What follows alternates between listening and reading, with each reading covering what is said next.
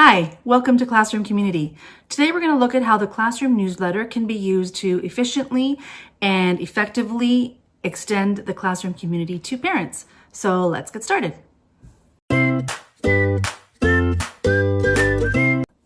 So when creating a Classroom newsletter, I like to think about four things. First, I like to think about keeping it brief.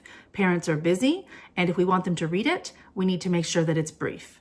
Second, it needs to be streamlined, so that it's easy for you, a busy teacher, to be able to whip up every month without having it take up too much of your time.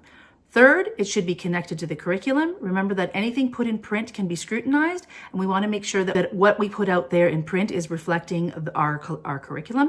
And number four, I think that there should be something a little special each time that you create a newsletter to differentiate it from all of the other newsletters of all of the other months of the year. This is a Classroom newsletter I created a while back. It is, number one, brief, not a whole lot of wordy text here. It is streamlined. I carry through the same subtitles or subheading from one month to the next. It is connected to the curriculum, as evidenced here by my month at a glance section, and something special each month. So that's this area on the right that I reserve for whatever may be happening in our classroom that month, whether it maybe be a field trip or a special visitor or a special activity, and just a little warm, a little sort of seasonal message that I like to include as well. If you click into each of these boxes, they open up in a Google Drawing. These boxes can be customized. There's a section in Google Drawing called Word Art, which creates this really nice lettering.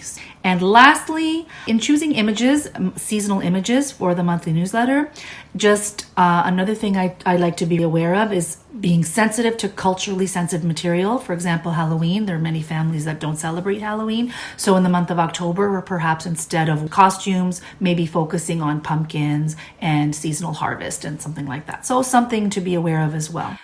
Check out the description at the end of this video for a link to this blank template. So one final word about the Classroom newsletter. Once it's ready, digital copy goes into the Google Classroom.